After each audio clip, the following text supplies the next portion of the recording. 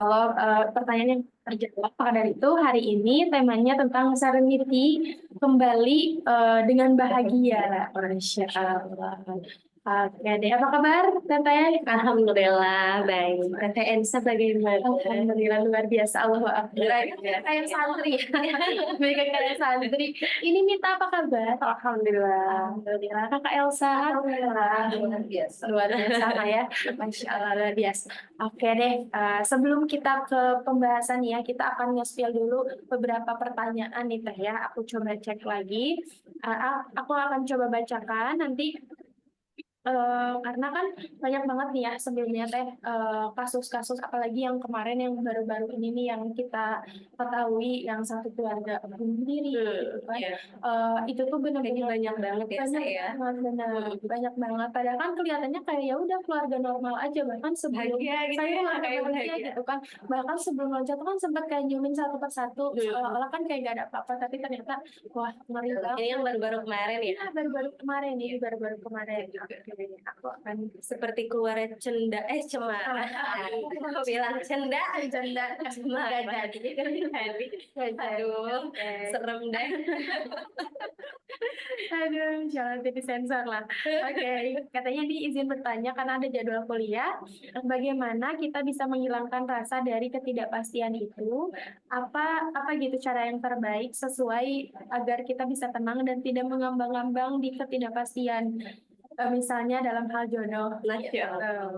Udah langsung menuju Oh, ya iya. ke hal Ini dasarnya udah qadarullah ya.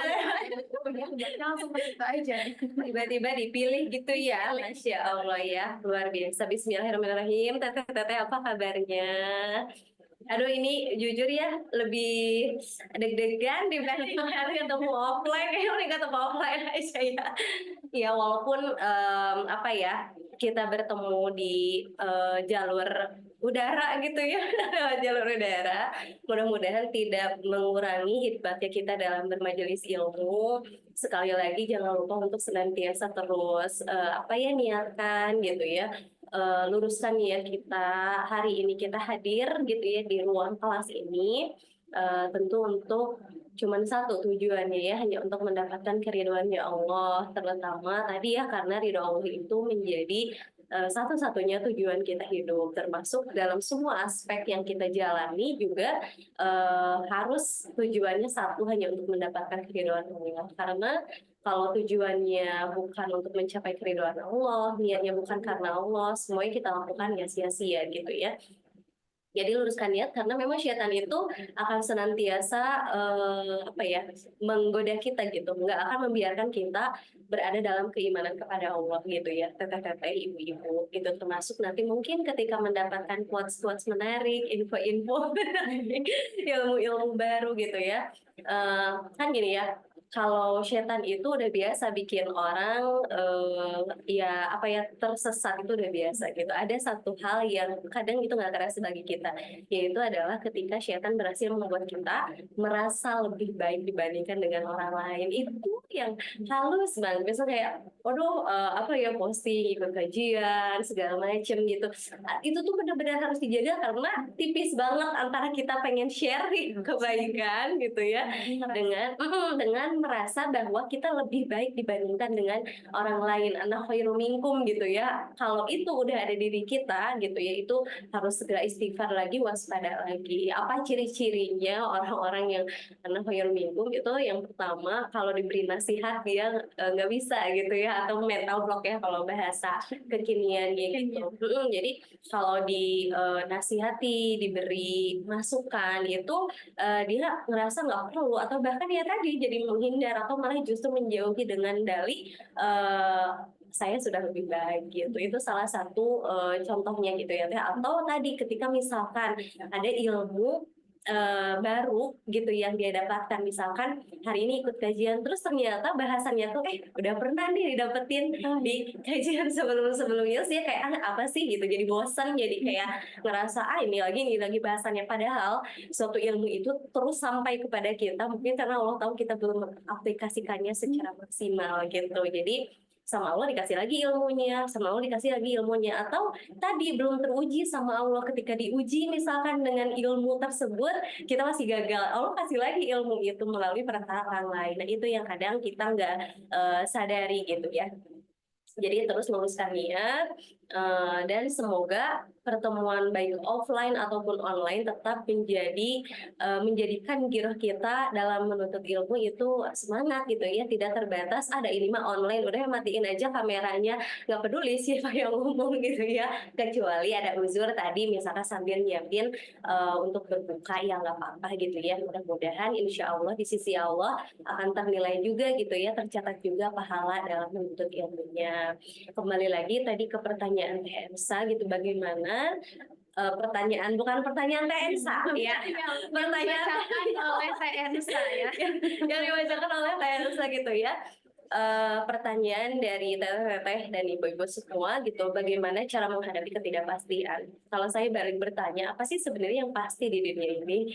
Kan nggak ada yang pasti ya gitu. Bahkan orang yang hari ini mungkin punya harta, Allah posisikan di atas gitu ya, Allah berikan harta yang berlimpah, besoknya belum tentu harta itu masih dititipkan kepadanya.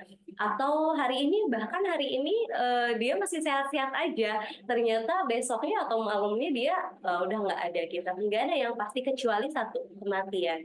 Termasuk kalau kita sekarang tadi gimana Teh menghadapi ketidakpastian, ya serahkan kepada Allah gitu. Nggak ada jalan lain kecuali yang pertama percaya bahwa dalam kekuasaan Allah itu kita bakalan aman, kita bakalan selamat.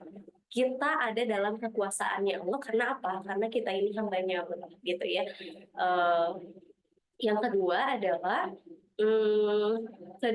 tetap husnuzon sama Allah gitu, tetap berprasangka baik bahwa tadi kalau hari ini kayak kalau tadi nyinggungnya tentang jodoh gitu ya, tentang jodoh, eh, kapan ya jodoh aku tuh datang, kan memang nggak ada gitu di dalam Quran juga gitu ya, orang itu tuh akan menikah di usia 25, 19 itu tuh nggak ada kan gitu sebenarnya. Yang Allah berikan bocoran itu adalah setiap kita itu pasti akan diciptakan berpasang-pasangan gitu ya, entah itu berpasangannya di dunia atau di akhirat nanti kita nggak tahu. Yang penting kita percaya dulu bahwa kita akan diberikan pasangan oleh Allah, karena memang itu Allah sudah menciptakan berpasang-pasangan. Yang pertama tadi tidak ada yang pasti selain kematian, maka sebenarnya yang kita persiapkan itu adalah iman terbaik, kondisi jiwa yang terbaik yang harus kita terus upayakan, karena kita nggak pernah tahu yang datang ke kita duluan gitu kematian atau pelaminan gitu ya. Kita tuh diantar duluan ke pemakaman atau ke pelaminan gitu sama orang-orang yang kita sayangi.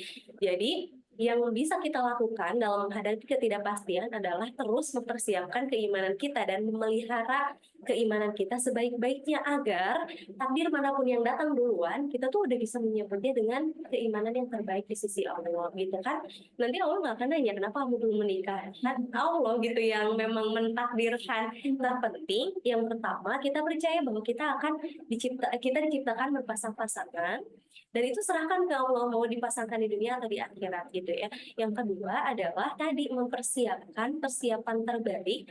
Apa sih sebenarnya yang paling penting gitu ya, mempersiapkan bekal untuk menjemput kematian gitu. Jadi kalau ternyata sama Allah digariskan takdirnya itu menikah dulu gitu sebelum kematian, ya alhamdulillah. Kalaupun enggak, ya nggak usah jadi ngerumas gitu ya, atau belum datang gitu ya, sekarang jodohnya nggak apa-apa gitu. Itu yang kita persiapkan adalah bekal menuju dua takdir yang senantiasa selalu akan mengiringi kita gitu. Jadi mempersiapkan bekal terbaiknya itu tadi bekal keimanan gitu ya, karena kita nggak pernah tahu sok. Sekarang misalkan teteh ribut gitu ya sama Allah, ya Allah kapan atuh teman aku udah punya anak berapa gitu ya, udah udah ngundang anaknya, udah masuk ke SD, aku sampai sekarang belum gitu. Terus bertanya kayak gitu ke Allah tapi tanpa action nyata mempersiapkan menuju apa ya, bekal terbaiknya menuju akhirat gitu ya, percuma gitu. Dan Allah nggak akan ngasih tahu kan, ya tenang tenang gitu, misalkan 1 hari lagi 2 hari lagi kan enggak, Allah nggak ngasihnya kayak gitu, karena memang itu rahasia Allah ya gitu. Kenapa sih kalau terkait jodoh kita tuh sering banget justru jadi risau, karena mungkin ya lingkungan dan budaya di sekitar kita. Tapi ketika kita fokus gitu ya, TNSA atau TLSA gitu ya, tahu nggak sih kalau orang yang fokus tuh gimana? Orang yang fokus itu dia tahu tujuan akhirnya mau kemana, dia harus jalan pakai apa. Kemudian ketika orang fokus itu dia kan nggak akan dengar kiri dan kanan, betul gitu ya. Jadi ada orang yang high juga karena dianya fokus, ya dia tetap fokus walaupun ternyata pada akhirnya dia bakalan belok dulu, ngalir dulu ke yang menyapa, dia nggak jadi terbawa ke orang yang menyapa itu gitu. Tapi dia tetap akan punya rules lagi, balik lagi ke tujuan semula gitu, dimana dia sudah menuju kemana dia akan menuju gitu. Jadi ya itu mau budaya. Jadi apa yang bisa kita lakukan, fokus kepada tujuan hidup kita, ini apa gitu yang harus kita kejar gitu. Tapi jangan khawatir lah masalah jodoh lah gitu. Tadi persiapkan bekal terbaik agar apa? Agar nanti ketika Allah memberikan jodohnya di waktu terbaik, di saat terbaik, kita bisa menjemput dalam kondisi jiwa terbaik. Jadi nanti dipasangkannya teh memang benar-benar akan melahirkan keluarga yang sakinah gitu, yang bisa memberikan ketenangan, ketentraman, keberkahan, bukan hanya pada keluarganya, tapi juga pada lingkungan sekitarnya. Gimana tuh teh, udah usia saya udah 30, iya fokus dulu gitu, itu aja. Udah 35, iya fokus, dan tetap gitu yakinkan diri on the track gitu, bahwa Allah pasti akan memberikan pasangan untuk kita gitu kan. Biasanya mah teh itu tuh akan berubah ya, misalkan 25 lupa gitu, mulai 30 tapi masih tetap ya nggak apa-apa, masih yakin, udah mulai 35, 38, 40 itu udah mulai biasanya terkikis kan, fokus concern bahwa tujuan hidup kita adalah tujuan ukhrawi untuk mencapai keridhoannya Allah. Allah ridhonya kita sendiri saat ini, ya udah gitu. Kenapa kita jadi rungsing? Kenapa kita jadi murang-maring? Jadi apa kondisi kita hari ini itu adalah kondisi yang Allah ridhoi, kondisi yang Allah takdirkan. Maka tugas kita adalah jalankan sesuai dengan apa yang Allah kehendaki. Tapi bukan berarti jadi diem nggak mencari ilmunya gitu ya. Tetap mencari ilmunya, tetap berupaya, berikhtiar. Ikhtiarnya dengan cara apa gitu? Ikhtiarnya dengan cara, kalau masih single ya teh, kadang adalah perasaan gitu ya. Karena dulu tuh kan kalau kemana-mana gampang banget ya. Iya. Apalagi kalau yang punya balita gitu ya, balita itu gampang kemana-mana gitu. Sudah punya amanah anak, itu kan akan jadi beda ya ritme kehidupannya gitu. Jadi mumpung masih sendiri, mumpung masih single gitu ya, maksimalkan waktu sendiri ini, yang cuma kita izinnya tuh kalau kemana-mana cuma sama orang tua gitu ya. Karena perlu sama ya mas. Gitu ya. Jadi maksimalkan untuk tadi apa yang bisa kita maksimalkan, gali sebanyak-banyak potensi kita. Mungkin seperti Elsa, Teteh gitu ya. Elsa, yuk apa yang bisa kita lakukan di masa single ini gitu ya. Produktif ke arah yang lebih baik, ngajak orang-orang untuk kembali kepada Allah, ngajak orang-orang dengan apapun yang bisa kita berikan, yang kita miliki, udah produktif di situ aja. Karena nanti kita akan merindukan masa di mana kita bisa kesana kemari, bukan membawa alamat ya, tapi kesana kemari tidak perlu izin dulu kepada suami kita gitu ya, atau tidak perlu mengkondisikan anak-anak kita gitu teh. Masya Allah ya, luar biasa.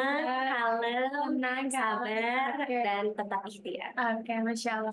Oke, di sini aku ngambil kesimpulan kesimpulannya makanya banyak banget ya di reminder ya, terutama beberapa waktu ini teh. Jadi kayak makanya kita sebagai perempuan tuh harus bisa memfilter informasi, Betul. karena dari informasi ini tuh akan masuk ke pemikiran jadi keyakinan jadi perbuatan yang dilakukan secara terus-menerus jadi kebiasaan, jadi kepribadian. Iya. Dan perempuan kalau bukan disibukkan dengan ilmu dan hal kebaikan, maka akan disibukkan oleh perasaan dan perasaan. Iya, prasangka dan perasaan. Iya, prasangka dan perasaannya. Jadi kayak wow, ini banget ya, reminder banget. Terutama kadang suka terpatok ini teh seseorang. Jadi kan misalkan nungguin seseorang yang memang kamu mood banget gitu. Padahal kan ya udah, aku konsepnya lebih ke kayak toko buku di mall. Apa tuh? Gak harus dia. Berapa? Ya Allah. Ini jokes Gen Z sih teh, maaf ya. Aku berasa ya. Gak apa, ini kita beda-beda generasi nih. Jadi iya, sekarang diiniin kan. Aduh, ya Allah. Oke, ya. Dari Teh Elsa sama Teh Mita Ini sih kadang kan beberapa hal gitu, ada beberapa cerita gitu dari teman aku juga gitu yang mereka tuh kadang masih bahas dan tadi gitu yang mungkin tadi gitu tentang insecurity. Insecure. Gitu. Jadi apa sih kadang gitu ketika umurnya udah segini gitu kan, padahal sebenarnya masih cukup sih, belum yang 30 lebih gitu. Tapi karena melihat teman-teman lain yang itu produktif lah gitu, terus sudah mencapai achievement dan lain-lain gitu, akhirnya ketika dia belum bertemu dengan jodoh gitu, itu jadi kadang ada yang sampai cerita, mungkin aku manusia dia ngambilin aku gitu, karena aku kayak gini, tapi si teman aku kayak gini, si cewek itu kayak gini gitu kan. Itu gimana sih gitu biar ngajarnya tuh nggak ke situ gitu. Yang perlu di apa ya, kenapa kita perlu hidup dalam berkesadaran gitu ya, sadar, pertama tuh sadar penciptaan ya Teh. Sadar penciptaan itu artinya bahwa hidup kita tuh hidup di dunia ini tuh karena ini tuh patoknya gitu Teh. Ini tuh patoknya gitu ya, kalau kayak perahu itu akan ditali gitu ya di dermaga gitu, ada patoknya biar perahunya nggak kemana-mana. Termasuk kita juga harus punya patok gitu dalam kehidupan. Patoknya apa? Bahwa kita ini hambanya Allah, diciptakan ke dunia ini bukan untuk suatu kebetulan, bukan isengnya Allah nyiptain kita, tapi atas suatu maksud dan tujuan dari penciptaan. Nah,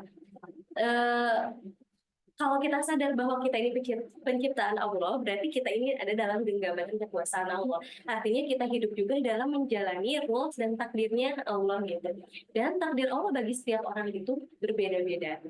Gak bisa disamain. Gak bisa kita tadi termasuk achievement. Nah, itu juga yang harus perlu digali adalah achievement itu pencapaian. Pencapaian itu apa sih gitu sebenarnya? Karena bagi setiap orang pencapaian itu beda-beda. Kenapa beda-beda? Karena kita memulai hidup dari start juga yang berbeda. Maka finisi juga akan berbeda. Kondisi meninggalnya setiap orang, wafatannya setiap orang juga kan berbeda. Tergantung dari kebiasaannya, tergantung dari apa amalan-amalan yang sering dia lakukan, sehingga tadi kalau kata Elsa menjadi kebiasaan. Dia bisa termasuk tadi ketika melihat achievement orang lain, jadi itu memang setan tuh menggoda dia tuh kayak, kamu pernah nggak sih ngerasa kayak temen-temenku udah kesana, bukan dalam hal jodoh aja, tapi yang udah punya rumah, udah punya mobil gitu kan, yang benar-benar apa ya, itu tuh materialistis banget gitu ya. Jadi pernah nggak sih ngerasa kayak dia mah udah punya ini, udah punya itu, usahanya bagus, kerjanya bagus, sedangkan kita ngerasa gini-gini aja.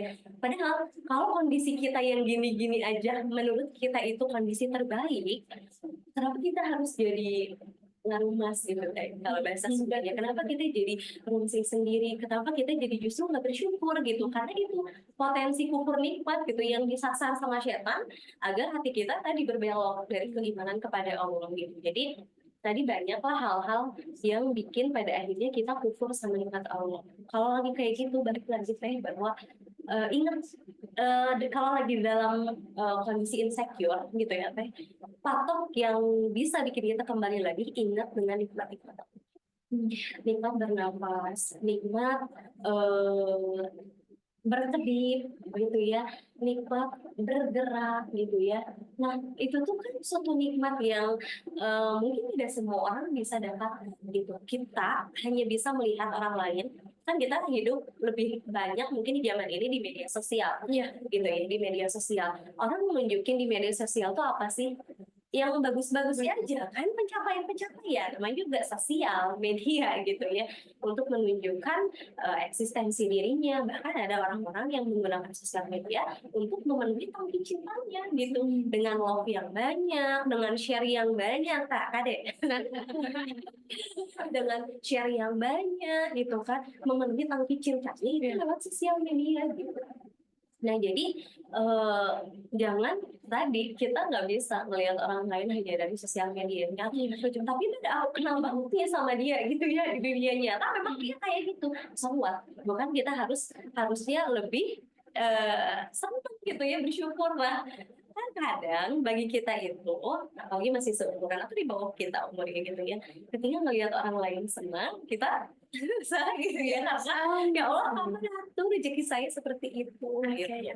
Gitu. Jadi mengatasi insecure terlebih ketika kita melihat pencapaian orang lain itu lebih dibanding kita adalah satu-satunya jalan adalah pertama kembali ke patok kita bahwa hidup kita ini diatur oleh Allah dan kita hidup kita ini diperjalankan oleh Allah.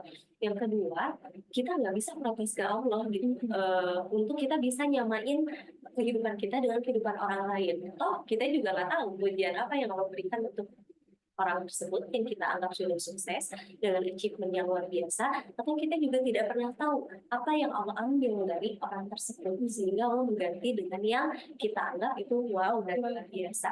Ketiga, ketika dalam kondisi insecure, perbanyak syukur. Atau kalau misalkan Tuhan, ya Allah cara bersyukur teh gitu ya, datang atau ke rumah sakit gitu ya, atau ke panti, Ke kuburan, ke kuburan, nggak perlu jauh-jauh ke kuburan gitu ya. belum Belum ya. Ke ini aja, ke rumah sakit atau ke pasien-pasien yang diuji dengan cancer gitu ya. Coba lihat bagaimana mereka mendambakan kesembuhan, bagaimana mereka mendambakan hal yang kita miliki saat ini, tapi justru kita masuk dari itu tersebut. Jadi kembali ke nikmat-nikmat yang Allah berikan kepada kita. Intinya bukan kalau gitu ya. Ternyata kalau itu kita butuhin dalam kehidupan kita tenang gitu.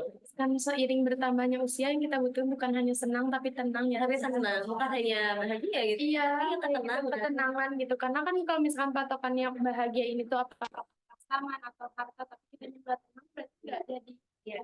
kebahagiaan gitu ya. Oke, Masya Allah nih. Kayak, oh ya, kita belum sapa-sapa netizen.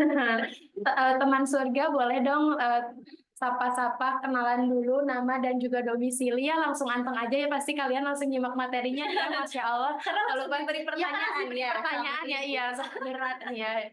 Soalnya biar nggak LTD, Apa tuh lulus ayah ya. Kirain Waalaikumsalam. Nah, di sini ternyata pas tadi disapa-sapa tuh cuma orang Bandung doang. Dari Masya Allah.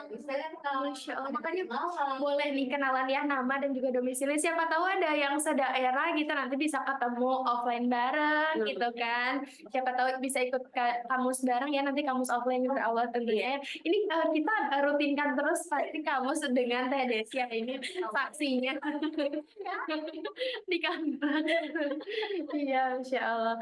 Kayak gitu, apa namanya, jadi lebih tenang ya. Dan menormalisasi juga nggak sih Teh, menormalisasi kita tuh mengusahakan untuk bisa ikut bahagia melihat orang lain bahagia. Benar ya? Karena kan sebenarnya itu tuh fitrah gak sih? Iya. Allah menciptakan fitrah itu kepada kita gitu. Fitrah kan ketika saudara muslim yang satu menderita, kita ikut menderita, karena satu umat muslim itu satu tubuh gitu kan. Kalau yang satu sakit, yang lain sakit gitu. Jadi kalau orang lain senang sih harusnya kita senang, karena itu fitrahnya yang Allah udah ciptakan kepada kita. Ketika kita senang di atas penderitaan orang lain, dan kita ada bermasalah sama kita, melenceng dari fitrahnya kan gitu. Maka baik fitrah, kembali ke fitrah, kemana? Iya, jadi sebisa mungkin menormalisasi, membiasakan diri mungkin ya, ketika melihat prestasinya orang lain jadikan motivasi, jangan iri hati gitu ya, bukan jadi rivalitas gitu, tapi apa yang bisa kita contoh dari orang tersebut ya kita ATMP ya, ATMP, iya. apa amati tiru modifikasi gitu ya. Jadi makanya jadi motivasi gitu ya, dan gak usah khawatir, yang penting mah itu tadi ya, tenang ya Teh, yang yakin berarti. Dan tambah di sosial media ini tentunya kita harus punya batasan juga nggak sih Teh, untuk kayak kalau sekiranya belum siap melihat hal-hal yang menambah penyakit hati, mending kita juga membatasi diri untuk nggak sering-sering ya Teh. Ya, itu kan yang susah di zaman sekarang. Bahkan kalau kita di zaman pandemi itu ya, pasien-pasien rumah sakit jiwa itu meningkat. Coba deh baca di website kita baca kan ya, meningkat. Kenapa? Karena memang orang-orang jadi kecanduan ya, kecanduan medis karena nggak tahu lagi harus mencari apa gitu. Hiburannya itu ya ada di sosial media gitu. Positif dan negatifnya banyak. Ada lahir muncul konten kreator, muncul orang-orang yang kemudian jadi berkarya di dunia digital, dan itu nggak salah, itu bagus banget gitu. Tapi efek negatifnya ketika kita tidak punya batasan, ya tadi kita jadi kecanduan. Bahkan tadi kan kalau ngelihat orang-orang atau anak-anak inilah yang kecanduan game Teh, ya Allah, itu kalau aku ngobrol sama dokter psikiater yang di RSJ provinsi gitu ya di Cisarua, itu ngeri-ngeri banget gitu ya, bahkan sampai bukan hanya sekedar gangguan syarafnya gitu ya yang kena, tapi ya tadi matanya ya dikena gitu, terus apa ya, cemas ya gitu ketika pernah gak sih Teh ngelihat anak yang diambil gadgetnya Iya, sama langsung aja, wah langsungnya luar biasa dari gadget gitu. Maka ketika kita sudah bisa melihat itu, harusnya kita memang punya batasan juga. Sehari itu berapa kali sih ketika ada notification masuk, itu bisa nggak sih kita nggak langsung buka gitu handphone kita? Bisa nggak? Ya biarin aja. Atau sama seperti kerja, misalnya sehari cuma 8 jam, atau sehari cuma 7 jam, bisa nggak kita patuh dan komit terhadap aturan kita buat? Karena kalau enggak, ini tadi kesehatan mental kita yang kena gitu. Sesuai kenapa kalau dilihat gitu apa tentang orang-orang yang tadi kena penyakit mental gitu ya, ya itu dimulainya justru banyaknya itu di zaman-zaman pandemi. Karena sering lihat sosial media, waktunya lebih banyak dihabiskan dengan gadget gitu. Ya gimana tuh, dan memang pemerintah juga ngelarang waktu itu kan buat mengeluarkan jadi bisa kok melakukan hal apapun di rumah kita, bercocok tanam, masak, cooking, apapun lah gitu yang bisa kita beberes terus dari bangun tidur sampai mau tidur lagi gitu, termasuk ke anak-anak gitu. Justru sebenarnya ya tadi ya, efek positif ada, negatif juga ada, termasuk kepada pengasuhan anaknya. Ini nyerempet ke parenting nggak apa-apa ya, kalau ilmunya jadi dulu parent iya ya ilmunya dulu gitu. Ke dunia parenting itu dengan adanya gadget ya bisa positif bisa negatif. Contohnya adalah kalau negatif ya, positifnya tentu banyak. Kalau kita concern ke negatifnya itu connecting antara seorang anak dengan dengan orang tua, ibu dan ayahnya, itu dengan gadget bisa berkurang. Gitu ya, connecting ikatan batinnya. Yang kedua, komunikasi antara anak dan orang tua itu juga jadi tidak terjalin sebagaimana mestinya, karena orang tua sibuk dengan gadget, anak sibuk dengan gadgetnya gitu. Kemudian yang ketiga, sisi apa ya, ketika Allah memberikan amanah anak kepada kedua orang tua, di saat yang bersamaan juga Allah tuh memberikan kemampuan kita untuk mengurus anaknya gitu. Jadi anak itu tuh memang cocok diasuh oleh orang tuanya yang itu gitu. Meski banyak pakar parenting yang banyak gitu ya, lebih jago, lebih hebat, tapi anak itu tuh cuma cocok diasuh sama orang tuanya. Dan Allah tuh sudah memberikan fitrah apa ya, fitrah ke orang tuaan itu ya kepada kedua orang tuanya, bersamaan dengan Allah memberikan amanah anak, termasuk gimana caranya menangani anak tersebut.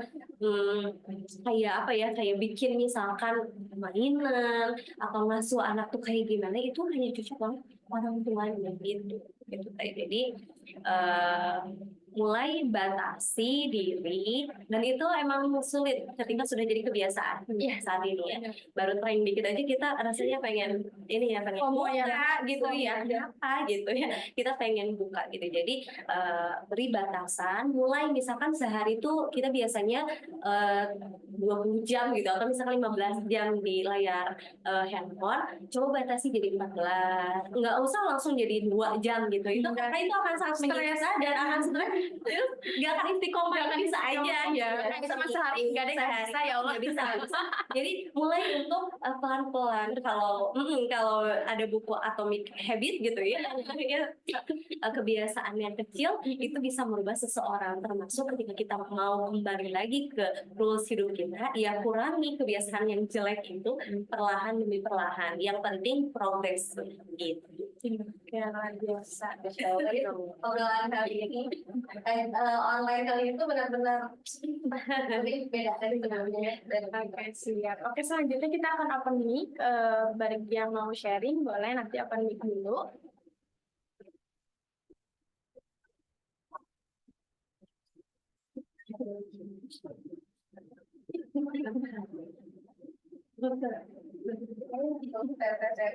Yang mau untuk bertanya langsung sama Teh Devi, boleh langsung open mic dan open cam ya. Gitu. Karena di online kali ini lebih intimate, lebih privat gitu. Jadi biar bisa langsung ngobrol sama Teh Devi. Udah ada. Ya. Silakan Teh Rika. Siapa tuh? Teh Rika ada Tanggalius. Saya tidak boleh dibuka.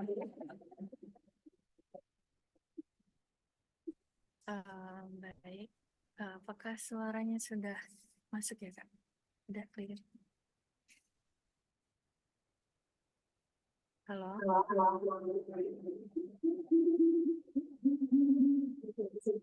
Suaranya apakah sudah clear?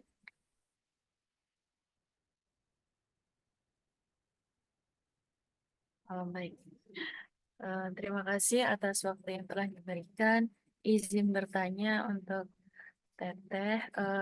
Sebelumnya izin berkenalan, saya Rifka Adha Amin Solihah dari Malang, Jawa Timur. Izin bertanya Teh, menurut saya itu terbentuk dari keluarga yang memang dikatakan belum sempurna. Tapi setiap keluarga kan memang ada tidak sempurnanya ya Teh. Kemudian saya tuh ngerasa kayak memang dari kecil terbiasa apa-apa melakukan sesuatu itu terbiasa sendirian gitu. Hingga sampai di titik kayak ketika saya sudah dewasa, ketika di usia sekarang udah kuliah, itu saya merasa ketika teman-teman saya ingin bekerja sama dengan saya, ingin ngobrol dengan saya tuh merasa kayak menjauh gitu, kayak merasa kenapa kok mereka harus sama saya gitu, padahal kalau saya sendirian saya pun juga bisa gitu. Pemikirannya jadinya seperti itu, terbawa dengan hal seperti itu. Nah, kemudian yang saya rasakan lagi itu ketika saya sudah terbiasa dengan kesendirian itu, pernah waktu itu ada, ibaratnya ada teman lah, teman dekat yang memang mengerti saya sekali, kayak apa, sudah dekat sekali gitu dengan saya. Kemudian ketika dia udah nggak lagi dekat sama saya tuh ngerasa langsung kayak langsung drop gitu. Padahal di sisi lain sebenarnya kalau dibilang teman itu banyak banget ya, tapi ya ada lah teman. Tapi kenapa? Karena hanya satu orang aja itu saya langsung ngerasa kayak langsung berubah gitu loh. Kayak semuanya tuh kayak loh kok sepi sekali gitu. Kayak kok nggak menyenangkan dulu ketika saya masih bersama teman itu gitu. Jadi eh, gimana sih, kayak kita tuh nggak perlu ngerasa kesepian, padahal banyak teman kita yang masih banyak yang peduli sama kita gitu. Kita terima kasih. Teh.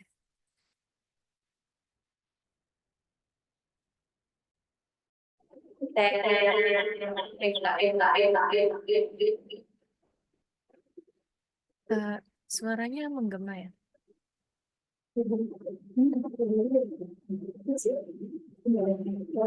Iya, Teh Rita ya, Masya Allah. Pertama Teh, tadi ya, Teteh bercerita gitu ya, terlahir dari keluarga yang belum sempurna sehingga papa itu mengerjakannya sendiri gitu ya Teh ya.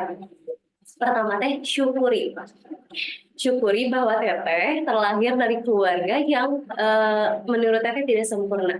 Tapi apapun yang Allah takdirkan itu pasti baik untuk kita. Jadi artinya ketika ada satu kondisi gitu ya yang Teteh anggap aku tuh lahir dari keluarga yang seperti ini. Yang pertama syukuri karena dengan itu Teteh bisa punya motivasi dan spirit untuk bisa lebih baik, bisa jadi lebih baik gitu. Maksudnya jadi sadar oh keluargaku ini nggak sempurna gitu.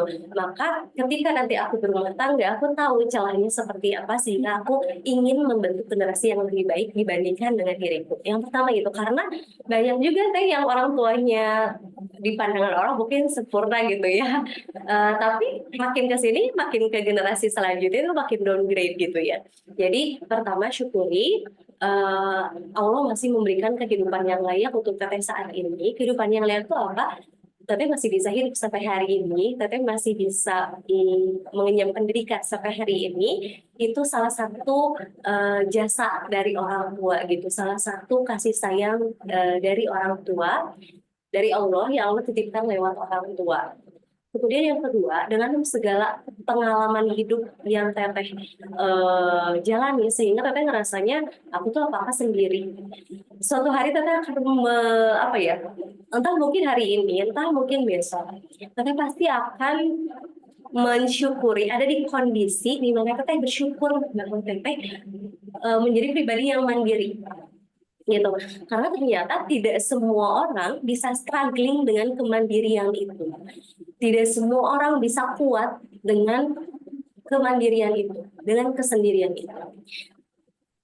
Kan tadi ada orang yang nggak bisa sendiri, apa-apa harus bareng-bareng sama orang lain, apa-apa harus rame-rame gitu ya. Tapi bisa memutuskan sendiri, bisa melakukan semuanya sendiri. Itu artinya Allah sedang mendorong Teteh untuk menjadi pribadi yang lebih kuat dan tidak tergantung pada orang lain atau tidak bergantung kepada orang lain. Kan justru kadang kita apa ya, keimanan kita bergantung kepada Allah tuh nggak akan teruji sempurna kalau kita masih bareng-bareng atau banyak faktor lain gitu di sekitar kita, masih banyak faktor eksternalnya gitu ya. Kan misalkan ketika kita ngerasa kita nggak punya uang, kalau Allah kasih orang tua yang tajir melintir, kita nggak akan pernah ngerasain gimana bergantungnya ke Allah atau meringisnya ke Allah saat kita pengen sesuatu tapi kita nggak punya uangnya gitu. Paham ya Teh? Contohnya misalkan seperti itu gitu. Jadi justru kebergantungan sama Allah itu lagi Allah latih dengan kemandirian ini. Kemandirian ini lahir dari mana? Lahir dari Teteh yang merasa bahwa keluarga Teteh atau keluarga Teteh ini belum sempurna sesempurna yang Teteh lihat di keluarga orang lain gitu ya. Jadi bersyukur, kemudian yang kedua Allah sedang melatih Teteh untuk senantiasa bergantung hanya kepada Allah gitu.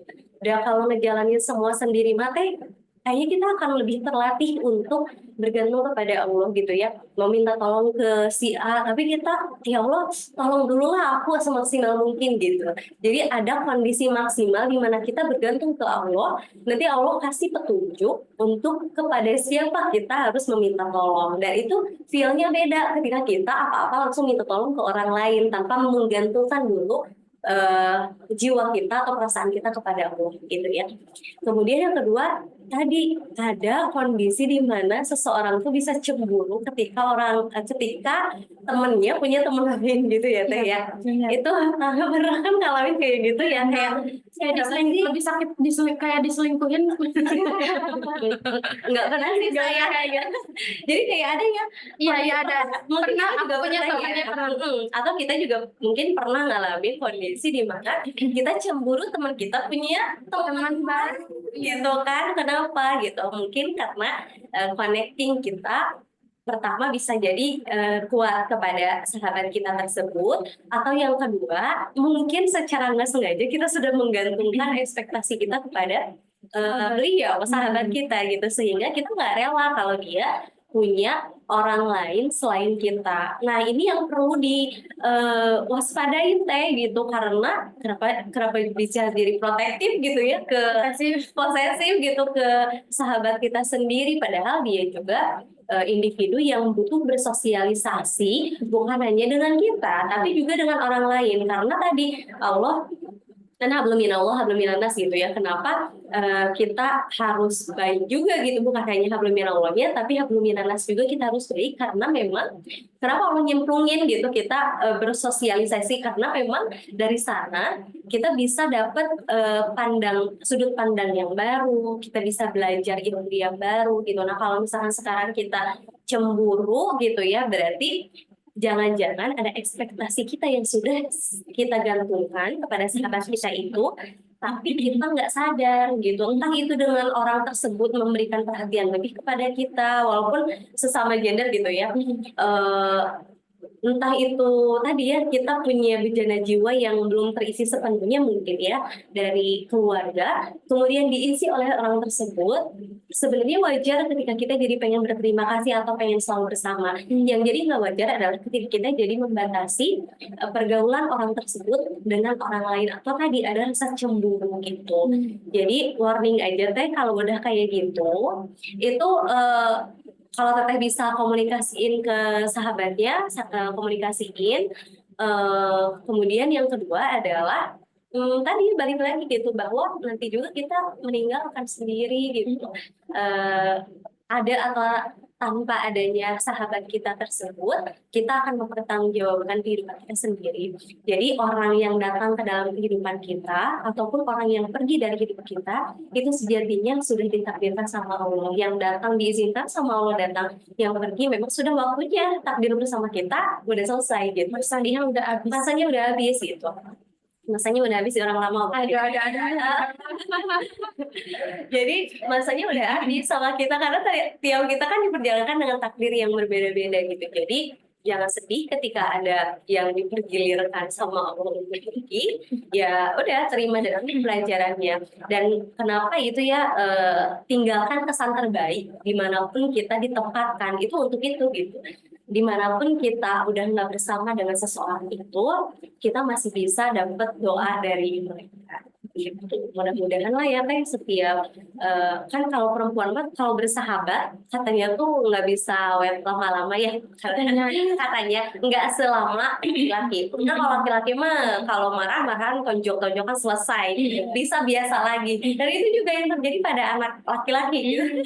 berantem baikan.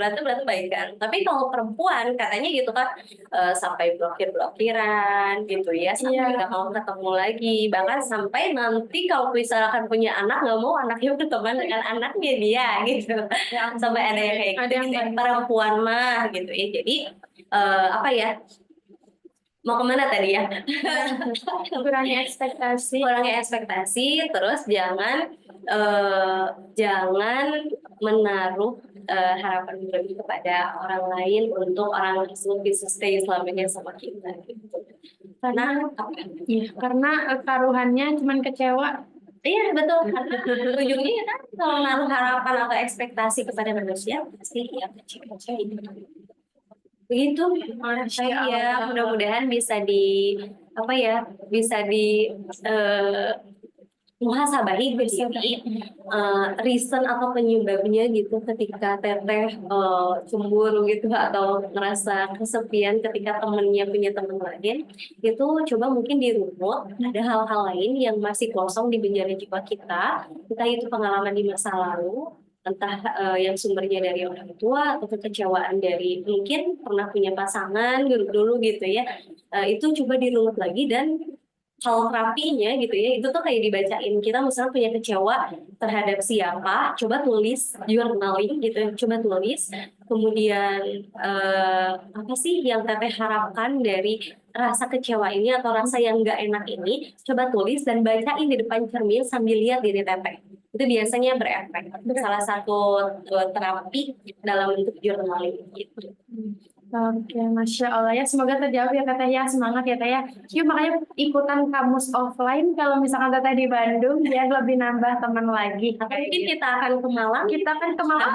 Siapa tahu Siapa sama tahu. chapter Malang. Iya, Siap. Atau kita langsung Iya, nggak tahu ya kita makan Oke, gitu siap, ya. ya. Siaplah sekalian safar kan belum safar Belum, bareng ya, ayo. belum kan? Biar Iya, kita iya. lebih mengenal gitu Betul, ya. lebih mengenal sifat aslinya. Nanti kalau ketahuan ya tidurnya tidur terus. Oke, ini ada peserta anonim dulu nih sebelum nanti open mic lagi. Katanya gini, cara untuk mengikhlaskan dan menerima yang sudah ditakdirkan oleh Allah, Kak. Saya baru aja nggak diperpanjang kontrak kerja, padahal saya udah nyaman di tempat kerja saya. Kalau kata Kang Zen itu di bukunya Insecure itu tidak ada pertumbuhan di zona nyaman, sebagaimana tidak ada kenyamanan di zona pertumbuhan. Jadi justru pertama bersyukur ya, kebetulan sih thank you gitu ya orang di dalam masa yang berduka gitu ya di PHK, tapi malah disuruh bersyukur karena itu patok utama kita biar kita tetap husnuzon sama Allah dengan bersyukur gitu. Segala ketetapan yang Allah berikan kepada kita itu pasti baik buat kita meski kita merasanya itu perih pahit. Siapa sih yang nggak sedih kalau di PHK? Terlebih kita udah nyaman dengan lingkungannya. Tapi apakah serta-merta perusahaan itu mem-PHK kalau tidak ada izin dari Allah?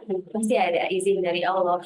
Terus kenapa kita yang kena PHK-nya, kenapa yang lain enggak gitu? Misalkan kan enggak semuanya mungkin dari PHK-nya. Kenapa itu menyasarnya ke kita? Apakah kita tidak baik? Apakah kita kinerjanya kurang bagus? Enggak juga gitu, enggak menjamin seperti itu. Tapi mungkin karena Allah punya takdir lain yang itu pasti jauh lebih baik, maka sambut itu. Yang pertama syukuri dulu agar kita tetap positif thinking gitu sama Allah, tetap husnuzon sama Allah akan takdirnya. Yang kedua, gimana teh caranya biar bisa ikhlas? Tadi balik lagi kepada pengaturan awal, patok utama kita bahwa hidup kita ini ada dalam pengaturan Allah, termasuk kita di PHK juga ada dalam kepengaturan Allah, dalam kendalinya Allah. Maka ketika Allah mengatur kehidupan kita, itu pasti akan ada kebaikan untuk kita. Kebaikannya dari mana? Dijalankan dengan kesabaran gitu. Karena apa-apa juga deh kalau nggak sabar mah nggak akan ketemu gitu ya. Kalau apa-apa juga kalau nggak sabar mah pasti akan jadi penyesalan gitu. Maka gimana cara mengikhlaskannya tadi ya, terima, husnuzon, kemudian bersabar. Pernah dengar kan banyak ya kisah-kisah di sosial media yang kita baca juga, baru kemarin tuh aku baca kisah seorang perempuan gitu yang di PHK ketika pandemi, kemudian akhirnya dia buka warung seblak di daerah mana gitu ya, dengan modal 1 juta sama suaminya, tapi sekarang omsetnya jadi 11 juta, 12 juta gitu dalam sehari. Yang mungkin dulu hal itu tuh hal yang paling bikin dia terpuruk gitu ketika pandemi gitu ya, nggak bisa kemana-mana, tapi di PHK. Tapi ketika tetap husnuzon dan positive thinking gitu, Allah beri jalan. Mungkin kalau masih di tempat kerja yang lama gitu ya, nggak akan tuh punya penghasilan seperti ini. Atau mungkin kalau masih di tempat kerja yang lama, kita tuh jadi nggak punya effort buat menggali diri kita, apa sih sejatinya yang ada di diri kita, yang itu tuh bisa jadi jalan nafkah kita, gitu, jalan kita mencari rezeki dengan lebih baik lagi gitu teh. Jadi jangan sedih gitu ya, tetap bersyukur, dan tadi bisa nggak ya dapat kerjaan lagi di tempat lain.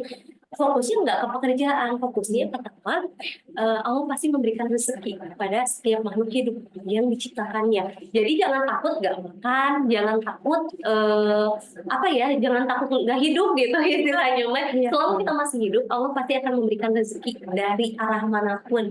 Kadang rezeki itu nggak berupa uang doang kan, gitu. Ada yang memberi kita lagi butuh apa gitu ya, itu ada aja yang ngasih. Ini waktunya masih banyak kan Teh? Sedikit lagi ya. Teh aku punya cerita. Jadi aku lagi dalam masa menanamkan ketauhidan ya ke anak-anak karena belum usia 7 tahun. Jadi dua-dua anakku ini masih masanya diperkenalkan atau dilatih untuk mencintai Allah gitu ya. Fokusnya cuma itu. Jadi apapun harus dikaitkan sama Allah, termasuk ketika mereka punya keinginan, mereka punya apa ya, mereka punya sesuatu yang mereka pengen, itu harus selalu kita kaitkan sama Allah. Bukan dengan menabung aja gitu, tapi kaitkan nabungnya ini untuk apa gitu. Nah, salah satunya adalah ketika mereka dulu pengen pulang sekolah nih, lagi dijemput gitu ya, pulang sekolah aku jemput, tiba-tiba di tengah jalan tuh mereka pengen roti hangat, apa sih di Bandung tuh ada roti hangat, roti hangat Ih, nggak yang tahu, 2000-an di daerah ayo aku udah nggak ada, adanya ini daerah premium ya. betul, adanya takoyaki. Takoyaki, udah takoyaki dong di daerah Ensai. Jadi roti yang fresh from the oven gitu loh. Jadi dia Nanti aku jualannya akan cari review ke daerah Bojongsoang. Jadi dia tuh akan ada tuh sore hari gitu ya. Nah, itu udah jam setengah 5, biasanya mamangnya tuh akan melewat jam setengah 5. Nah, udah jam setengah 5 itu nggak ada. Sebagai ibu kan kayak ada nggak ya si emangnya gitu. Sedangkan pada saat anak minta gitu ya, aku sampaikan gitu ke anak, insya Allah ada, so doa aja sama Allah, yakin nggak Allah bakalan ngasih. Yakin nggak mamangnya akan ada, yakin, oke, doa sama Allah bareng-bareng, apalagi waktu itu kondisinya hujan, jadi pas ya menanamkan nilai-nilai keimanannya, kondisi hujan, doa akan dikabul. Iya, betul. Setengah 5 belum ada, nggak apa-apa, jam 5 masih belum ada mamangnya tuh, gimana ya perasaan, ya Allah ada nggak ya gitu, ibunya aja udah kayak ada nggak ya, tapi Bismillah yakin ada gitu. Anak-anak udah nanya kan gitu, amat ini mana belum ada mau roti hangatnya gitu. Ada, insya Allah, yakin nggak sama Allah, yakin ibunya aja udah ada ya gitu, udah mulai dari jam 5 lebih, dan ternyata tapi ya dilawan gitu kan, dilawan ya, insya Allah ada rezekinya anak-anak, kalau misalkan rezekinya mereka insya Allah Allah akan hadirkan gitu ya. Ternyata tiba-tiba pada saat di kondisi udah kayak setengah hopeless, setengah yakin gitu ya, tiba-tiba datang emangnya gitu, dan alhamdulillah jadi berhasil gitu ya, menanamkan nilai keyakinan bahwa Allah akan mengabulkan doa anak-anak. Ketika hujan kita berdoa pasti dikabulkan gitu ya. Ketika kita punya harapan apapun, Allah pasti bakalan nolong kita, dan itu tertunaikan hanya dengan sebuah roti hangat gitu. Sebuah roti hangat, roti hangat, parenting roti hangat. Jadi dengan media apapun gitu ya, kita sambungkan kepada Allah. Dan itu tadi poin pentingnya adalah kadang ada kondisi di mana kita udah hopeless, setengah yakin gitu. Setengah yakinnya tuh karena takut dosa, bukan karena yakin karena sama Allah. Jadi setengah hopeless, setengah yakin, justru memang Allah ngasih pertolongan itu memang kadang di injury time buat bikin kita makin yakin gitu, yakin digodok pasti terus ada sama gitu ya. digodok terus sama Allah. Gimana kisahnya Nabi Musa gitu kan, Nabi Musa itu nggak tahu, sama Allah disuruh aja jalan ke sana gitu, ke laut merah gitu kan. Pada saat kaumnya nanya gitu, ini gimana di depan laut, di belakang udah ada musuh. Nabi Musa belum tahu jawabannya harus ngapain, tapi tiba-tiba turun kan pertolongan Allah. Yang Nabi Musa lakuin adalah terus berjalan sampai udah pada akhir udah nggak bisa ngapa-ngapain lagi karena di lautan. Allah kasih hidayah, Allah kasih petunjuknya. Musa pukulkan tongkatmu gitu kan, kata Allah. Nabi Musa tuh nggak nanya gitu kan, Masa sih tujuannya gitu ya. ini tongkatnya buat apa? Nggak gitu, maka taat tanpa tapi itu kayak gitu, karena jawaban dari pertanyaan kita yang kita udah terus tanyakan bahkan sampai menuju injury time itu adalah dengan taat tanpa tapi. Sampai tadi lautan yang tadinya kita bagi kita mustahil, nggak mungkin jadi jalan keselamatan bagi Nabi Musa dan kaumnya, justru jadi terbelah gitu kan. Kebayang luar biasa keimanannya dari Musa. Masya Allah, luar biasa.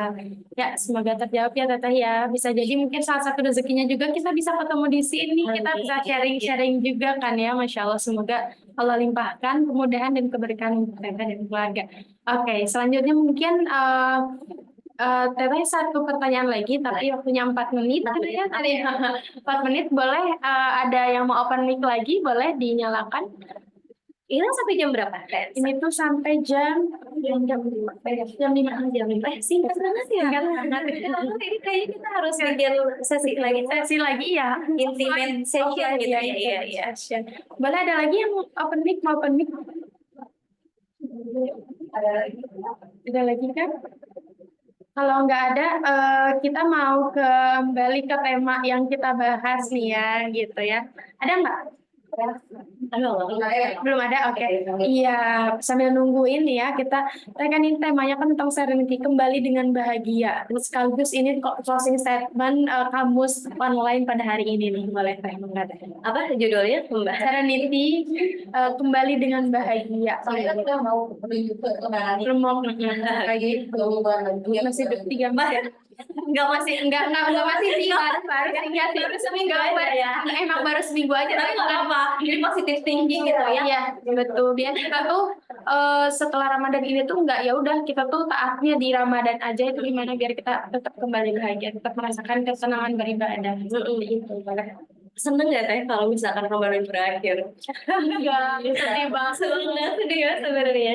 Kalau kita merujuk kepada kisah para sahabat dulu, Rasul dan para sahabat itu kan sedih banget ya kalau ditinggalin sama bulan Ramadan. Kenapa? Karena so spesial banget gitu. Saking spesialnya ditinggalin sama Ramadan itu bakalan sedih banget. Kan ada satu hadis gitu ya yang berkata bahwa seandainya umat Rasulullah itu tahu keistimewaan yang luar biasa dari Ramadan gitu ya, maka pasti mereka akan meminta sepanjang tahun itu menjadi bulan Ramadan. Saking spesialnya. Nah, pertanyaannya kita ngerasa Ramadan ini spesial nggak gitu? Ya spesial nih banyak. Ini yang secara teoritis kan banyak gitu kita tahu. Secara keilmuan kita tahu kan dulu aja kita sering nulis buku ceramah ya. Gitu. Oh iya, Resume gitu ya. tulisan N1 ini dulu Ceramah Ramadan teh ya yang selalu ada di Ramadan dan tidak pernah dinilai oleh guru agamanya. Masih ada gitu ya. Tapi secara teori kita udah tahu keistimewaannya. Tapi itu tuh feel nggak buat kita? Masuk nggak kepada keyakinan kita? Masuk nggak ke hati kita gitu? Karena kalau itu masuk ke hati kita tadi, mungkin respon kita sama dengan respon para sahabat dulu ketika ditinggal Ramadan, sedihnya luar biasa. Tapi kan memang waktu itu berjalan gitu ya. Jadi pasti kita juga akan disampaikan pada ujung akhir Ramadan. Jadi concern utama kita adalah Ramadan ini mengubah kita atau enggak. Karena kalau Ramadan ini tidak mengubah kita, itu ya sia-sia, lebar, sayang. Kalau kata bahasa Sundanya mah ahsan gitu. Kita menjalankan 30 hari atau 29 hari Ramadan tanpa adanya perbaikan after Ramadan. Bahkan seharusnya setelah Ramadan itu grafiknya kita tuh makin naik gitu. Bukan jadi turun kan, kita mah beda ya gitu ya. Habis Ramadan terus nanti naik lagi di bulan Sya'ban gitu ya. Mau menuju Ramadan naikin lagi, gas lagi. Justru seharusnya terus naik sampai nanti kita ketemu lagi sama Ramadan. Jadi kualitas jiwanya senantiasa lebih baik dari Ramadan pertama ke Ramadan selanjutnya. Kalau kita merujuk juga kepada dulu pada saat Ramadannya zaman Rasul gitu ya, pertama itu pada saat Ramadan pertama dari Rasul itu menang di perang Badar gitu. Kemudian ada pencapaian gitu di Ramadan pertama ini menang perang Badar, kemudian Ramadan kedua apa, ketiga apa. Jadi ada sesuatu yang dimenangkan pada saat bulan Ramadan. Dan kan kalau dulu Rasul dan para sahabatnya memenangkan perang gitu ya, perang Badar, perang lainnya gitu ya, yang hampir semuanya berjalan di bulan Ramadan. Nah, apa yang kita pengen menangkan di dalam diri kita dengan adanya Ramadan ini? Kalau kita kita bilang Ramadan ini adalah tamu istimewa bagi kita, ya tamu ini mengubah apa dari kita? Tamu ini bikin nge-influence apa di diri kita? Yang seharusnya bikin kita jadi lebih baik ketika tamu tersebut pergi dari kehidupan kita. Termasuk ya nggak kecil sih sebenarnya, atau kita anggapnya remeh tentang perasaan gitu Teh. Apa yang pengen kita menangkan dari perasaan kita, atau apa yang pengen kita rilis dari sampah-sampah emosi kita, itu sudah jadi suatu kemenangan gitu buat kita. Kalau mungkin di hari-hari sebelumnya atau sebelum bulan Ramadan kita orangnya senggol bacok gitu ya, sedikit disenggol marah, sedikit disenggol tantrum gitu ya. Nah di Ramadan ini bisa nggak kayak gitu? Kalau misalkan bisa gitu, iya bagus. Tapi ternyata setelah Syawal balik lagi gitu. Nah itu nggak bagus gitu. Artinya di Ramadan ini kita ya tadi kita bisa menemukan the real me-nya itu adalah pada saat kita Ramadan gitu ya. After Ramadan, apakah kita jadi lebih baik atau enggak, kita bisa menilai diri kita, mengukur diri kita. Maka nih di Ramadan ini apa yang mau kita menangkan, sekedar kita pengen satu hari 1 juz aja, nggak apa-apa gitu. Atau sehari misalkan 2 halaman, 3 halaman, apa yang pengen kita taklukkan di diri kita gitu ya. Ada buka Al-Quran di bulan Ramadan tuh teh susah nggak sih? Susah gitu ya. Lebih susah lagi kalau nggak Ramadan, iya kan? Gitu. Betul. Karena di Ramadan mah pahala dilipat gandakan. Wah, jadi mau buka Al-Quran juga sampai nempel di diri kita. Tapi waktu Ramadan gitu. Maka menangkan di Ramadan ini apa yang pengen kita upayakan gitu, apa yang pengen kita lakukan. Berperanglah dengan diri kita gitu, dengan hawa nafsu kita, mau apa yang kita menangkan, itu yang kita jadi pojok gitu untuk kita membentuk kebiasaan baru di bulan setelah Ramadan gitu ya. Kemudian yang kedua adalah tadi yang gimana cara kita kembali bahagia gitu ya setelah Ramadan berakhir. Ya gimana kita bahagianya adalah ketika kita punya sesuatu yang bisa kita istiqomahkan sampai ketemu lagi dengan bulan Ramadan selanjutnya. Karena we never know sih, kita nggak pernah tahu gitu apakah kita akan sampai lagi di Ramadan selanjutnya atau enggak. Kan mungkin itu tuh suatu hal yang masih ngawang-ngawang nih buat kita. Kadang kita tuh nggak bisa apa ya, nggak bisa percaya penuh.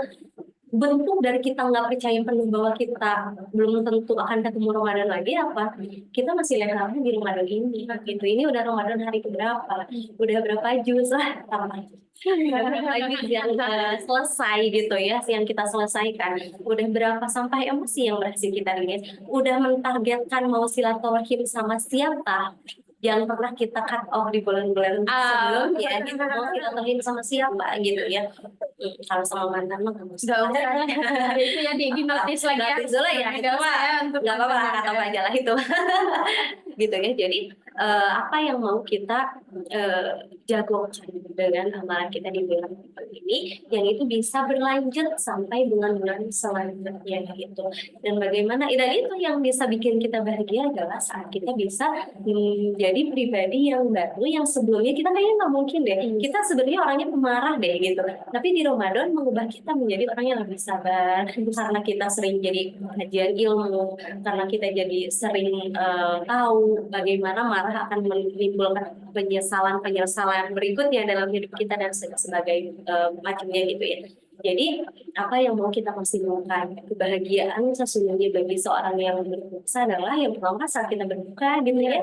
Saat kita berbuka bukan artinya kita bebas makan apa aja, bukan karena kita jadi ketemu oase di tengah padang pasir gitu ya. Ya Allah alhamdulillah, padahal kan tadi ya 14 jam kita puasa itu sebenarnya cukup ketika kita minum dan makan kurma aja nggak sih? Nah, itu tuh kan sebenarnya mencerminkan bahwa kenikmatan dunia itu cuma sementara gitu kan gitu ya.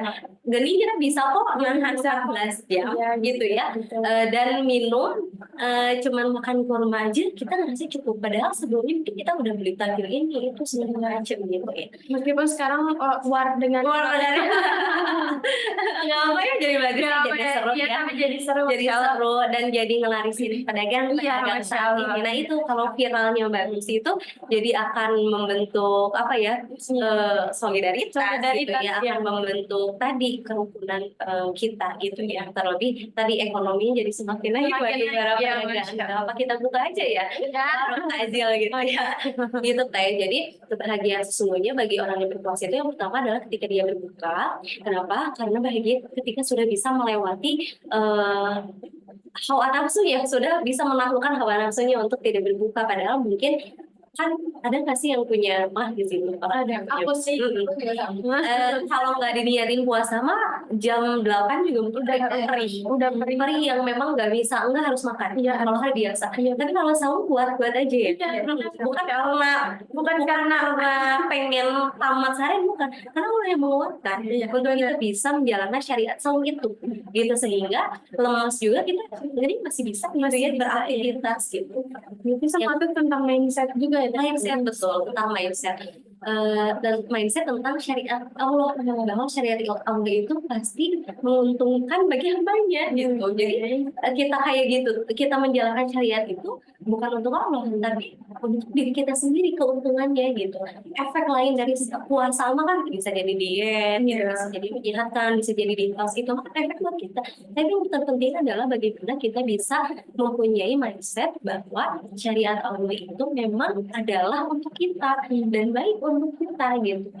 Udah mah baik buat kita, Allah kasih bonus pahala gitu. Jadi kan luar biasa, Allah gugurkan juga dosa-dosa kan.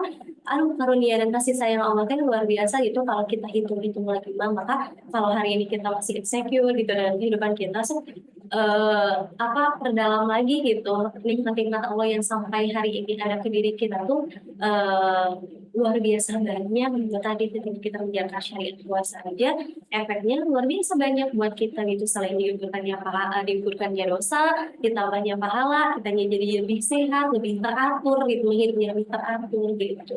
Orang yang udah terbiasa puasa ketika Syawal kemudian jadi balik lagi ke habitat normalnya gitu ya, makan apapun gitu nggak dijaga itu bakalan gak enak awalnya tapi karena dibiasain terus saya dibiasain jadi biasa lagi gitu. Jadi biasa. Gitu ya. Dan kedua adalah kenikmatan dan kebahagiaan bagi orang yang berpuasa adalah ketika dia bisa bertemu dengan Allah yang tinggi. Karena kata Allah kan kalau kayak sedekah itu pahalanya udah pasti ya, udah ada gitu hitung-hitungannya. Sholat udah ada gitu, baca Quran gitu ya udah ada hitung-hitungan pahalanya. Tapi buat saum kata Allah pahala saum itu adalah untuk aku sendiri yang akan menghitung gitu kan. Jadi itu tuh benar-benar antara hamba dengan Allah itu pada saat melakukan sebagai hamba. Dan Bahkan kita sampai ada jalur pintu surganya sendiri. pintu arroyan gitu ya bagi orang-orang yang senantiasa berpuasa. Jadi bahagianya itu adalah ketika kita berbuka, kemudian kedua adalah ketika kita bisa bertemu dan melihat wajah Allah dan kita tidak orang-orang yang berpuasa. Mudah-mudahan kita bisa sampai ke titik itu ya, dan titik dimana kita bisa bertemu dengan zat yang selama ini kita ibadahi walaupun kita tidak melihat wujudnya seperti apa. Tapi kita meyakini bahwa darinya segala kebaikan, bahwa darinya segala bentuk kenikmatan, bahwa darinya segala bentuk pengampunan, dan bahwa darinya segala bentuk dari keselamatan di dunia dan akhirat. Gitu. Luar biasa ya, materi hari itu dark banget seperti biasa ya, mau kajian offline atau online sama tadi itu aku selalu dark ya, kayak Masya Allah reminder mulai dari yang awal ya. Tadi kita kan biasanya kita tuh meremehkan ilmu bisa dibilang ya, karena kayak contohnya aja materi sabar dan syukur. Sabar dan syukur ya. Kan sabar dan syukur. Ini mah udah berulang. Ayatnya gitu juga udah hatam gitu ya. Berarti nggak usah terlalu dengerin. Padahal ternyata ada hikmah dan ada taufik ya di situ ya. Masya Allah luar biasa. Intinya kalau ilmu itu sampai lagi ke kita, berarti ilmu itu yang pertama belum teraplikasikan dengan baik sama kita. Yang kedua, mungkin kita belum lulus di ujian gitu. Belum sabar-sabar banget diuji lagi sama Allah, dikasih lagi ilmunya sebagai penguat. Iya, jadi jangan jadi menghindari, justru mentadaburi ya. Oke, Masya Allah. Luar biasa, Teteh, nggak kerasa kita sudah ada di penghujung acara tentunya. Teteh, terima kasih banyak udah join. Tentunya sebelum kita doa bersama, aku mau membuka peluang kebaikan. Boleh nanti di layar akan ditampilkan.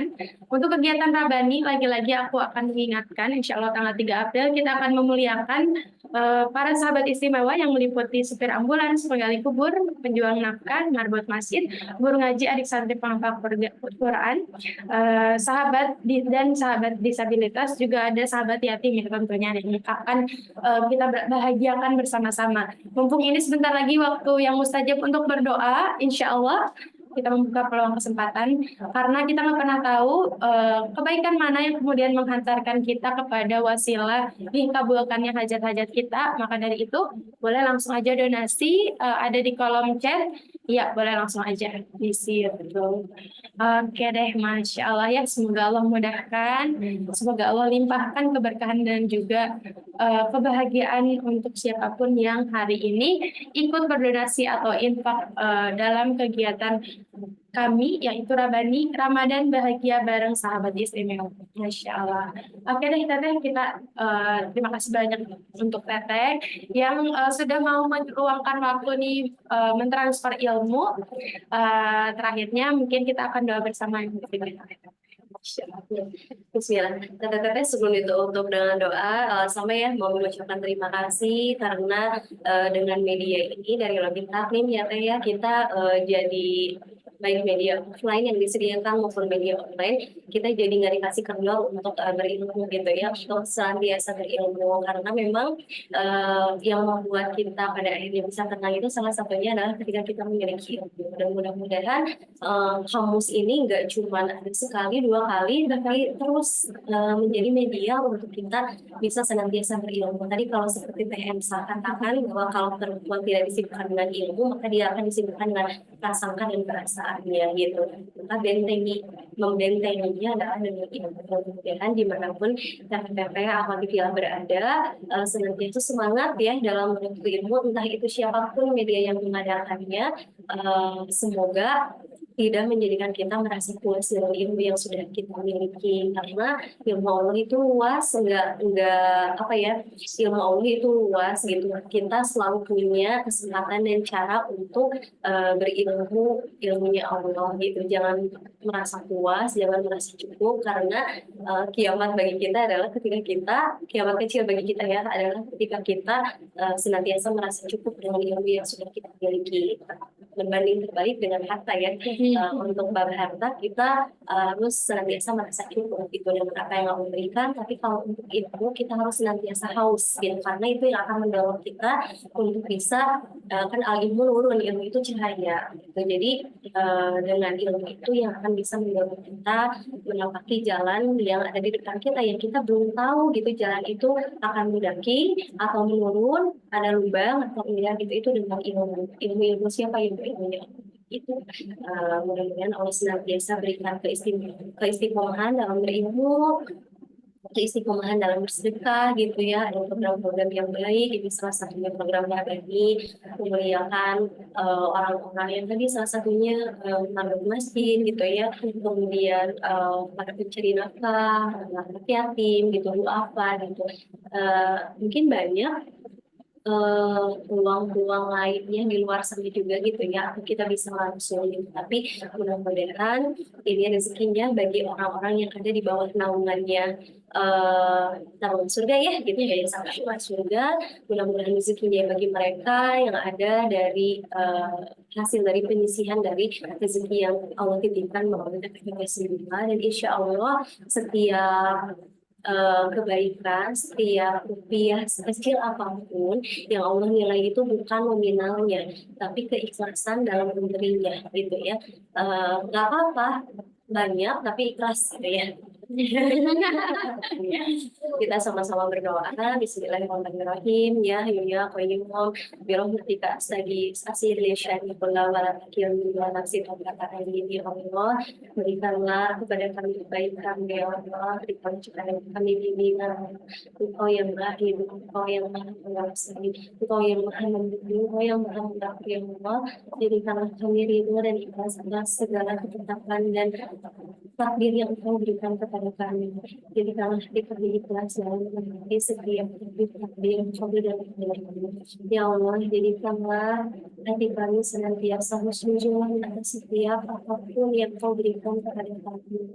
Inilah kami untuk senantiasa percaya bahwa takdir kami ini baik ya Allah. Meski yang datang kepada kami adalah kejadian-kejadian yang tidak mengenakan, kejadian-kejadian yang menyakitkan.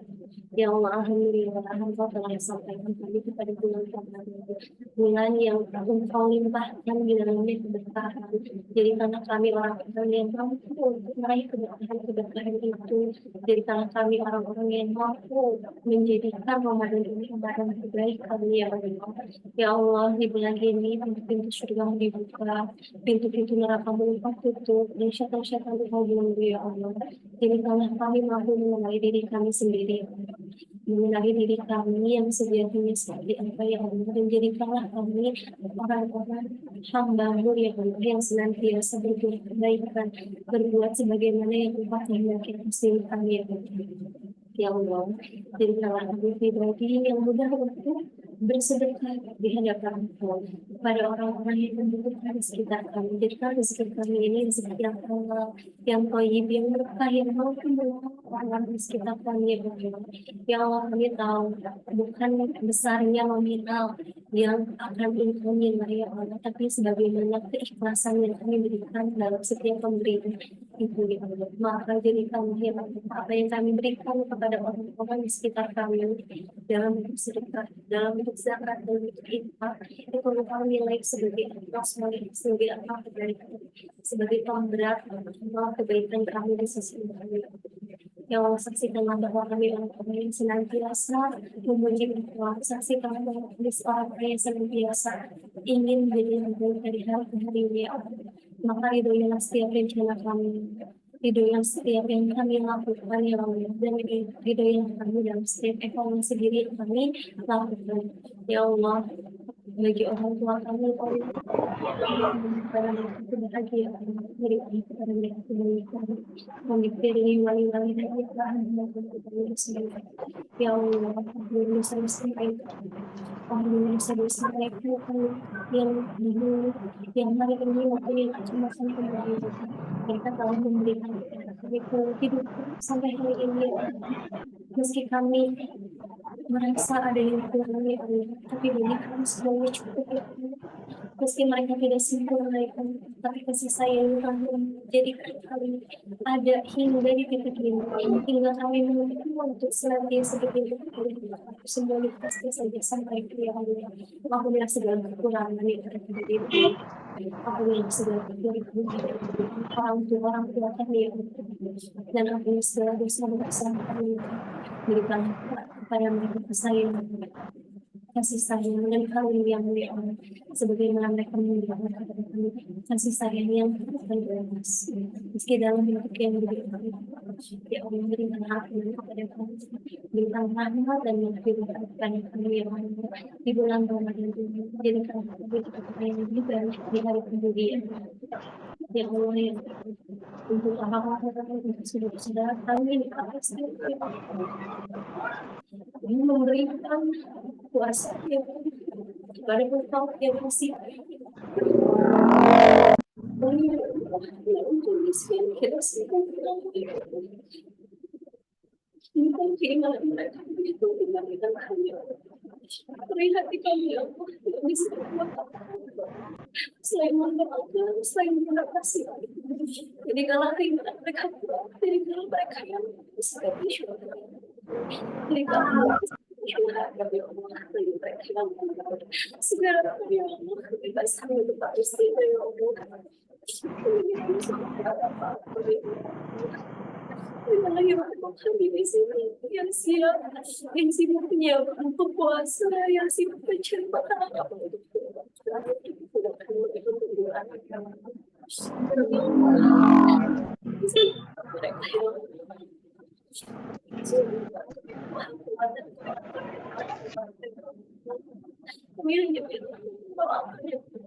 kami hanya bisa mendoakan, ya Allah. Jadi kalau setiap doa kami untuk bagi mereka, ya Allah, dan ampuni kami, ya Allah, yang masih bisa bersama untuk saudara kami, ya Allah. Maafkan kami, ya Allah, yang masih hanya biasa sampai berusaha mendoakan mereka, ya Allah. Anak-anak yang membawa, saudara-saudara yang membawa, ibu-ibu yang membawa, para wanita yang membawa, para pria yang membawa, ya Allah. Semoga Engkau balaskan syurga kepada mereka. Semoga Engkau balaskan syurga untuk mereka, ya Allah. Berikan kepada kita, ya Allah. Berikan kepada kita, ya Allah. Mereka dengan kasih sayang, mereka dengan janji-janji-Mu, ya Allah. Mereka ingat kita sangat.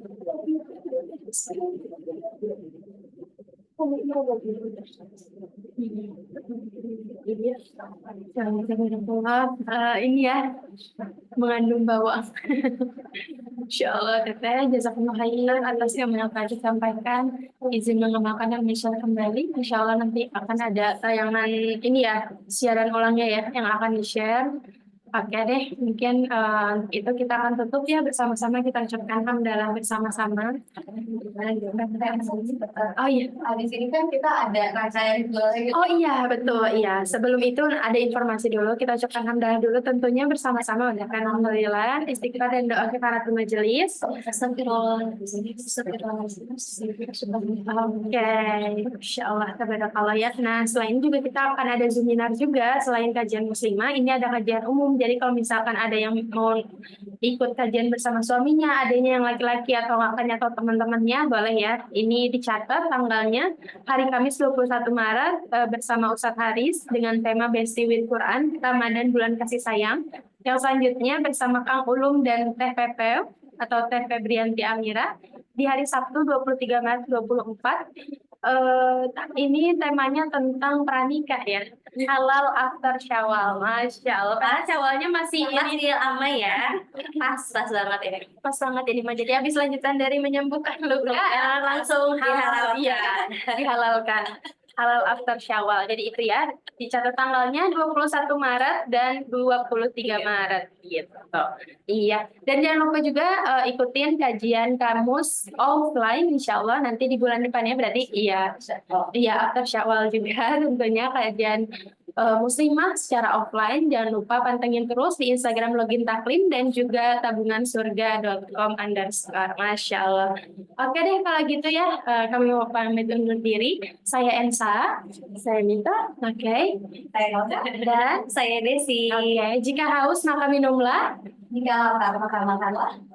Jika ada salah, maka maafkanlah. Sekian dari kami. Wassalamualaikum warahmatullahi wabarakatuh. Mohon maaf apabila ada kesalahan. Dadah. Masya Allah. Kaget kalian? Iya kan?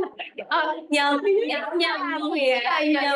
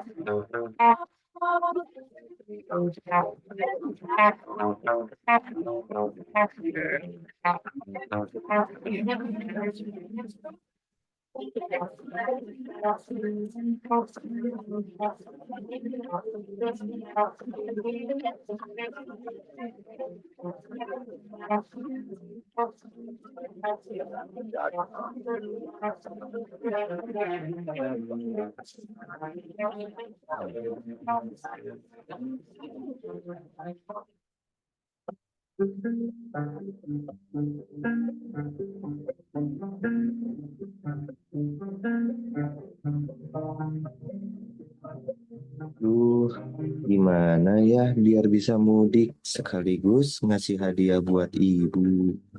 Terkadang saya iri dengan mereka yang setiap tahunnya bisa mudik, beli baju lebaran, dan bertemu dengan keluarga mereka.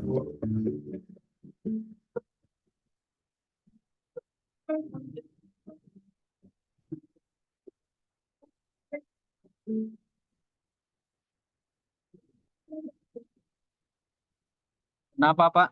Ini Pak, saya tuh baru dapat upah hasil gali kubur dan bersihin makam. Tadinya uang tersebut mau saya pakai untuk mudik dan beliin hadiah untuk ibu di kampung.